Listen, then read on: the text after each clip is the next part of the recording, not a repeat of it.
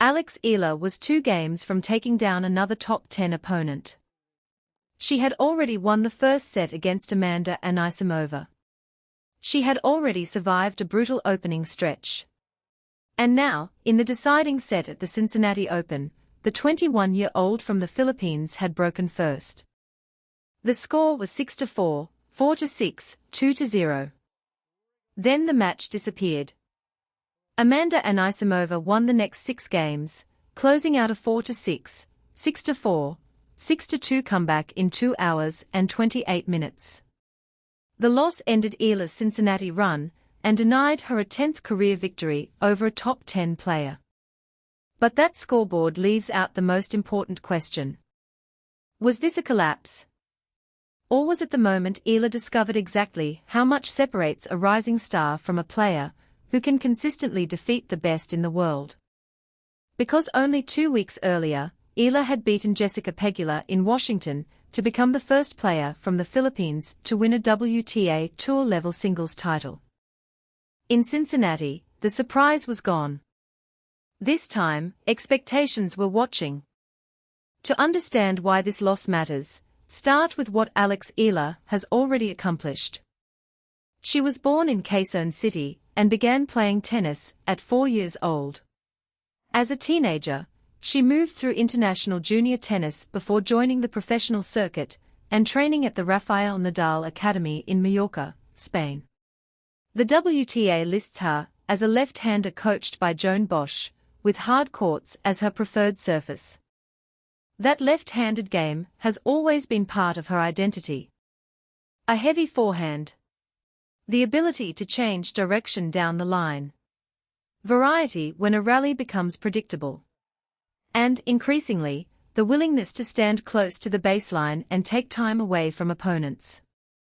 But the first major sign that Eala might be different came in New York. At the 2022 US Open Girls Singles Tournament, Eala defeated Lucy Havlikova 6-2, 6-4 in the final without dropping a set. She became the first player from the Philippines to win a Grand Slam junior singles title. It was not an accidental run. Eala had already won junior Grand Slam doubles titles at the 2020 Australian Open and 2021 French Open. At the 2022 US Open, however, she showed that her singles game could withstand an entire tournament of pressure. Eala did not simply overpower Havlikova. She changed direction, extended rallies, used variety, and moved forward on important returns. At 4-4 in the second set, she stood inside the baseline, forced a double fault, and increased her baseline intensity to earn the decisive break. That is an early version of the player we see today. Not merely a ball striker. A player who tries to solve problems. But junior success creates a new problem. It raises the question of whether a player can reproduce that level against adults who serve harder, defend better, and punish hesitation. Eala began playing on the ITF circuit at 14. In 2022, she won her first ITF title in Chiang Rai and reached an ITF W60 final in Madrid. She also began building a professional record while still competing against juniors. The transition was gradual rather than instant. In 2023, she entered Grand Slam qualifying and began appearing more regularly in WTA main draws. In 2024, she reached the second round of the WTA 1000 event in Madrid and established herself as one of the highest-ranked Filipino players in history. The WTA records that she reached a career-high ranking of number 143 that year. The important point is that Eala was not being carried by one junior result. She was learning how to win in different environments. Lower-level ITF events, where she was often expected to win. WTA qualifying, where every match involved a sharper physical test. Main draws, where opponents had more weapons and fewer weaknesses. And eventually, major tournaments, where one outstanding week could change an entire career. The breakthrough arrived in 2025. At the Miami Open, a WTA 1000 tournament, Eala reached the semifinals. It was the deepest run by a Filipino player in WTA 1000 history, and helped carry her into the WTA Top 100 for the first time. But the semifinal run became historic because of the opponents she defeated. As a wild card, Eala recorded back-to-back top 10 victories over Madison Keys and Iga Swiatek, then ranked number 5 and number 2 respectively. That changed the conversation. Before Miami, Eala was a promising player with a famous junior achievement. After Miami, she was a player who had already proved she could beat the sport's established stars. The distinction matters.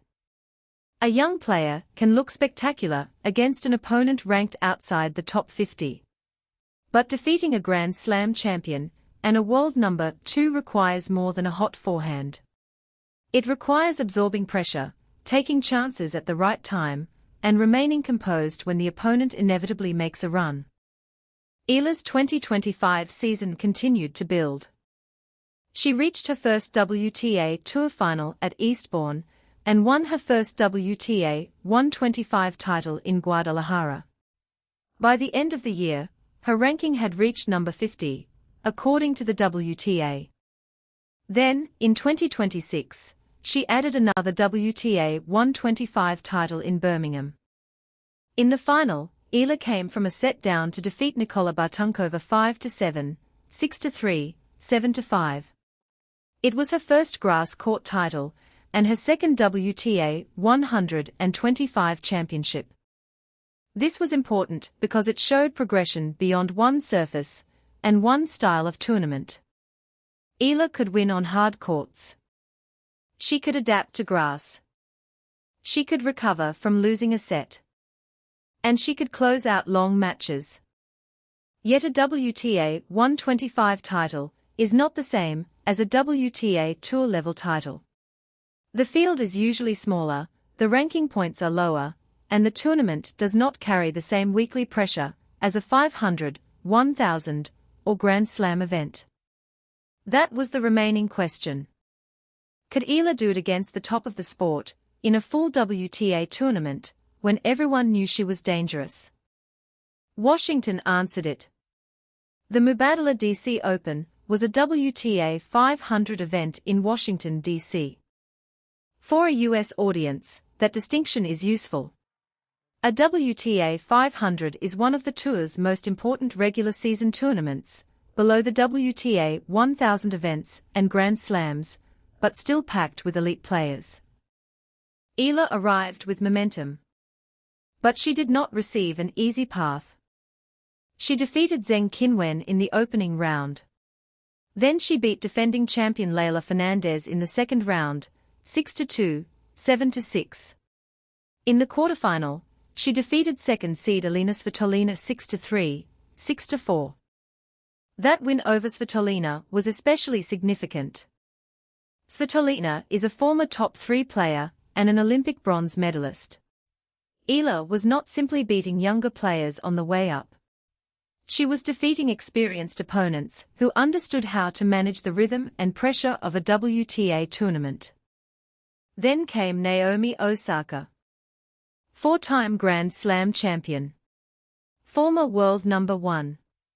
One of the most recognizable players in modern tennis. Eala won 6-4, 6-2 to reach the biggest final of her career. The WTA described the victory as a milestone because Eala became the first Filipino player to reach a WTA 500 singles final. But the final against Jessica Pegula was the moment the story became historical. The match began on Sunday, but weather interrupted the contest. Pegula took the first set 6-4, and Eala was up 2-1 in the second when the final was suspended. It resumed the following day. That pause created a strange test. Eala had lost the opening set. She had to return the next day knowing she was close to the biggest win of her life. But she also knew that Pegula, the top seed and an established American star, needed only one set to move closer to the title. Eala did not simply survive the restart. She changed the match. The final score was Eala def. Eala, 4-6, 6-4, 6-0. The WTA statistics show how decisive the turnaround became.